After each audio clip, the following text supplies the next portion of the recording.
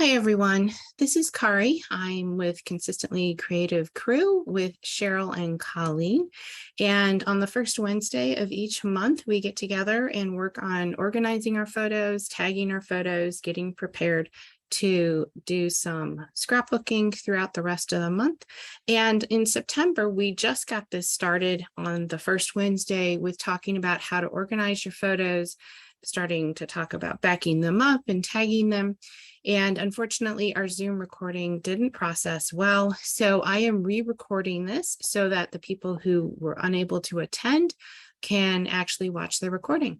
So I appreciate Colleen and Cheryl for allowing us to set aside the first Wednesday of each month to talk about this. And again, I'm Kari, and I am a Forever Ambassador as well as a Creative Memories Advisor. So to get started, I'm going to just share some thoughts about why you might want to organize your photos and a little bit on technology, some personal thoughts, some things that work for me and some things that are solutions for me, as well as some next steps. So why would you want to organize? So is this something you want to do, or maybe you think you have to do it? Do you like organizing, or do you like it when things are organized and it makes you, feel good about having things organized? And so kind of your why is really important. So there are some reasons that you might want to organize your photos, and that's so you can find things easily. So when you have to find a photo for a child's project, or when you're doing tribute albums, or looking for photos for reunions or graduations or for gifts, it makes it much easier if they're at least organized or somewhat organized. It also allows other people to find things easily. And you actually, I think, enjoy your memories more when they're organized and you can actually find them. So kind of considering, what is your why? Do you have a why? Is it something that you want to do, something that you think maybe you really should do and you haven't ever really thought about it, or maybe it's very overwhelming, so you need to really think about it before you get started. So I think it's important to consider what reason you have for organizing, because that's going to help guide you in some of your decisions on how you're going to organize and what works best for you. So is it really necessary? So I go back to my book collection. So when I first moved out of my parents' house, I had a few books, and it was really easy to find my books on my bookshelf because I only had a few. But as I gained more and more books over the years, it started becoming harder and harder to find the book I was looking for because I had so many on my bookshelf. And so I started separating my books into fiction versus nonfiction. And then eventually my fiction grew and I had to alphabetize my authors. And then my nonfiction grew and I kind of separated them by category. So when you have a lot of something, it can be really hard to find things if you have poor organization or very little organization. But if you only have a few things, it can be really easy to find. So if you don't have a lot of photos, it can be really easy to find things because you don't have a lot. But there are a lot of us who take more and more photos all the time because it is so easy with our cameras and our phones. And this allows us to be able to take a picture anywhere. It doesn't matter that we left our camera at home because we've got a camera in our pocket most of the time. So we're taking more and more photos, which means that we tend to end up having a lot of photos that we have to go through and organize. So kind of just my perspective on, is organization necessary? And I think as we add more and more photos to our collection, we tend to need to have better ways of organizing it. Again, there are different levels of organization. So the organization level that might work for somebody who takes a ton of photos every day, and that's their job, might be different than somebody who only takes photos when they go on vacation. And that might be different than somebody who takes photos fairly frequently with their families and with events, and other people who take photos like all the time and they're posting photos on Instagram and Facebook and other social media. So the level of organization that you choose kind of depends on, how often you're taking pictures and what your goals are with doing the pictures. And do you go back and look at your old photos? Are you happy with your current level of organization? Does it work for you? And will it work for future generations? So if something were to happen to you, would the rest of your family be able to find the photos that they would want to find? So can you find them when you're looking for them? So this is a really personal process, and what you do really needs to work for you. It doesn't need to work for anybody else. So kinds of some general things to kind of think about. So kind of shifting gears here a little bit, I want to talk a little bit about technology. And one thing that photo users and photographers throw around is this concept of metadata. And I think in many presentations, I've never really seen anybody define what it is. So people who are kind of new to this, I think it's important to kind of go back and let's talk about metadata. So that way, when we're using this term throughout our organization time together, you know what I'm talking about. So metadata is information and details about an image. And this information also includes the date it was taken, the date it was edited, who owns the photo, what the file name is, if there's any content, what the size of the photo. And if you're on a Windows computer looking in File Explorer, if you click on a photo and then right click on properties, you'll end up getting a dialog box that comes up like this.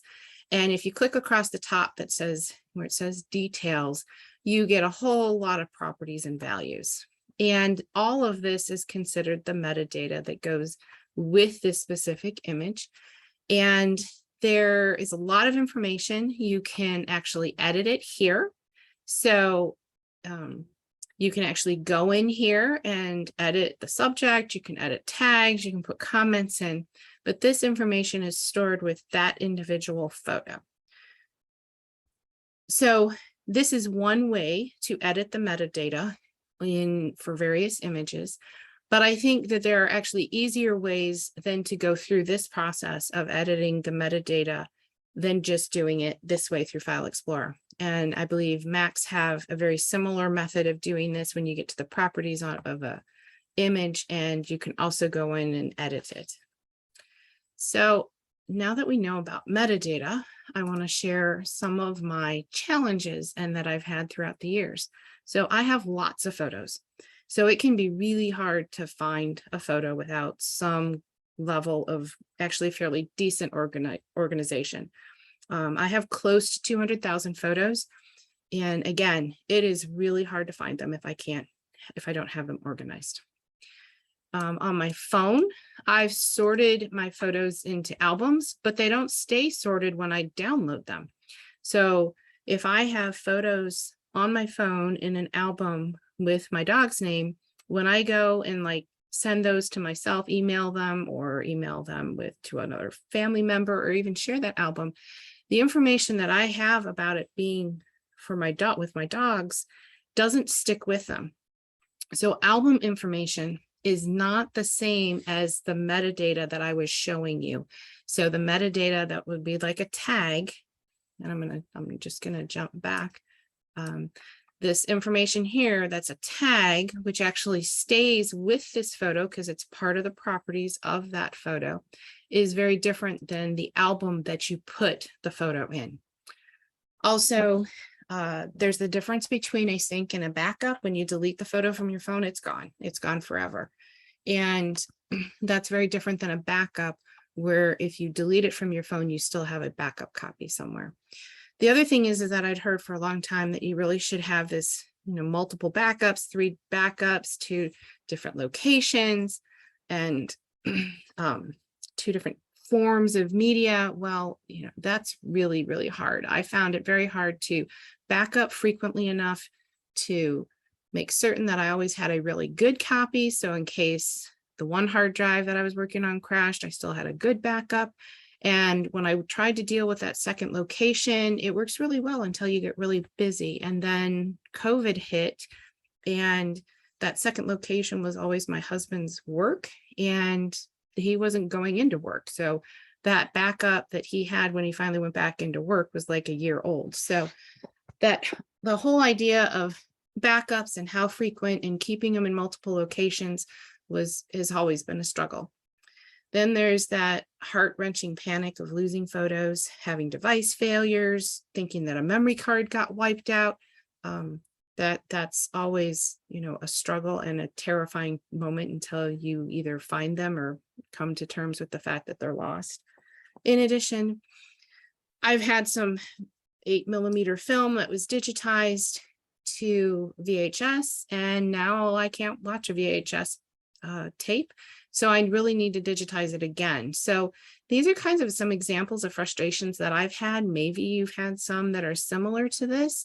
And I want to share with you some of the solutions and things that I found that have helped. So when I think about challenges, the first two challenges, 1 and 2, which was having a lot of photos as well as that they don't stay sorted, the thing that I found was using what was originally called Memory Manager software. And it was originally marketed with Creative Memories. And this was the solution that I really didn't realize that I needed until I had it. And in my opinion, their album and tagging features were way ahead of their time because they utilize that metadata to allow you to tag and sort and find images within your collection very easily. And you could also take the date information on top of using tags and other information that was stored with those specific images. In addition, you didn't have to have multiple copies of your images in order to utilize these tags and other features. So now I can find my photos really easily, but again, it didn't happen overnight. And this is a backup system as opposed to a sync. So this is actually really challenges 1, 2, and 3. And so this was the first thing that I found. And now Memory Manager is no longer marketed with Creative Memories, but the software has now evolved and has become known as Historian, and it is marketed through Forever. It has the very similar features of utilizing the metadata, but it now also has facial recognition, more tagging information, and a lot of editing and enhancements for all of your images. And so it has progressed with the times, and there's a fairly recent Historian upgrade that has come out. And so the software has evolved with the times.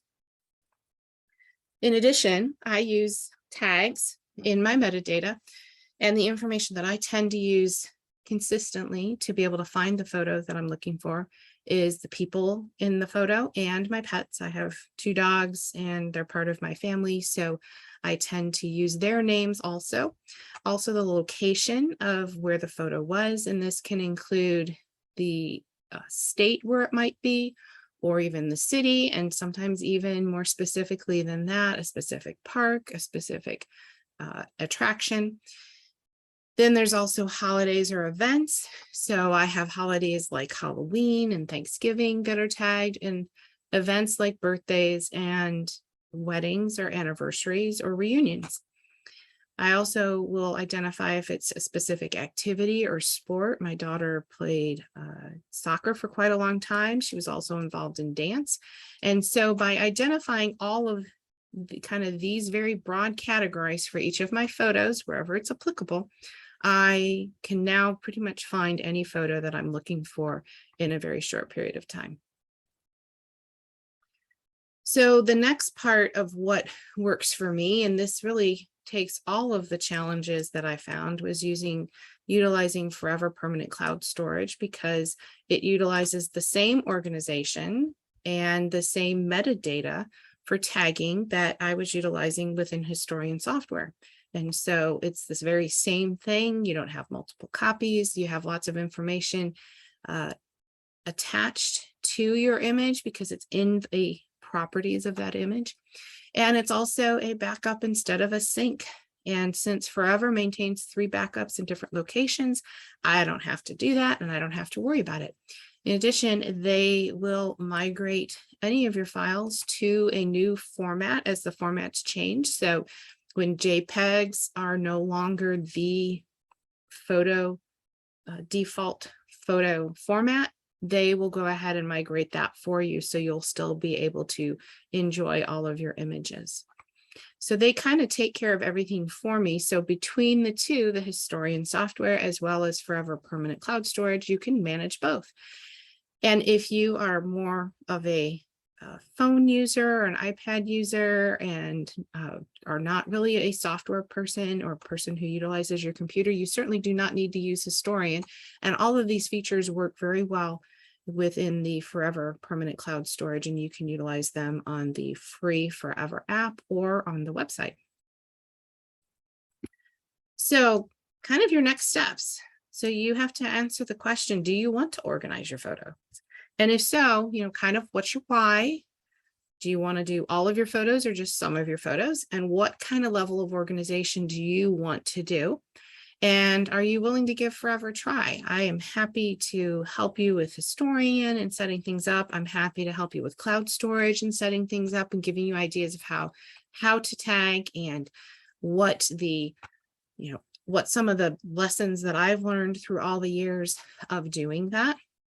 And how you would try out Forever is you can create a free account using my link, and using this link, you'll receive 2 GB of storage. Now it isn't permanent and it isn't forever, but it is still backed up. In addition, you'll receive a $20 welcome coupon towards a purchase that you make within the next 60 days.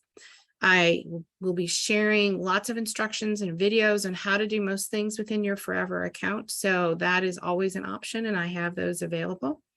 You can also try Historian free for a month and use the same link, and you can go into the web, onto their website and find Historian, and you can try it and utilize it. And it's really easy to give it a try. And I'm really here to help guide you finding the solution that works for you and getting you started. So next month, which we'll be meeting on the first Wednesday on October 5th, we'll be creating albums, tagging, giving you time to work on your photos. I can give you some ideas of how to set up some of your tags and some other ideas on how to do it. In addition, if you'd like to chat further with me, I host detailed info classes, some one-on-ones, some photo sessions. You can always email me at my email address here. You can also connect with me through our Facebook page. And I am going to go ahead and switch my screen here just to kind of give you an example. So this is my Forever Historian, and you can see down here I have 198,821 photos. And some of my oldest photos are here. I have the timeline down here on the bottom, which gives me some idea, but I really just wanted to show you when I take this 198,000 and I'm going to look at family, and I'm going to look at pictures of my daughter along with pictures of her with one of our dogs. So I'm going to display items having both this tag and those now displayed. So there's my daughter and one of my dogs. And so now I've taken that down to 262 photos. And if I pick a year along here, I'm going to go ahead and pick something when she was younger. So from 2004, there's some pictures here of my daughter, one of my dogs, and I'm now down to 34 photos. So this is a much more manageable number of photos that I can look through and find that have both my daughter and Cream in it. If I also wanted to add Cookie, I could do that. And so now I'm down to 20 items. And this was kind of a favorite picture of mine when this was one of the first pictures where the 2 dogs were happy to have Becca kind of sitting there with them. So this is just an example of, how you can tag your photos, how you can find them. And I will be going through some of this in more detail next month. But I also just am going to show you, this is part of my Forever account. I've got an album here, and it is very easy. These are my current dogs. So it's very easy to identify photos that have the dogs in them. So you can see here, this one is one of our dogs, and I've got a tag over here labeled Coco. Let's see if I can find one that doesn't have a tag. one is caramel. I've tagged a lot of these recently, but you can see you can add them. Let's say caramel was in here. I could add a tag. I could type it in here. I could also do it from the main screen. I could grab a bunch of photos from the main screen here by just clicking on them and saying, I'm going to add a tag to these. And I start typing in caramel, and I'd add the tag. So lots of ways to do it. It's very easy to do a bunch of photos at the same time. It's also very easy to do individual photos and images. And I'm going to talk more about this next month. So again, a reminder, next month, we're going to be creating albums, tagging, and then giving some time to work on your photos. And I'm happy to help you with anything that you might need help with. And if you, again, here's the information about Forever. And if you would like to sign up, use a free account, start playing with it before next month, you're very welcome to do that. And I hope that you found this video helpful with some good ideas. I look forward to seeing everybody in a couple of weeks. Have a great month, and we'll talk to you later.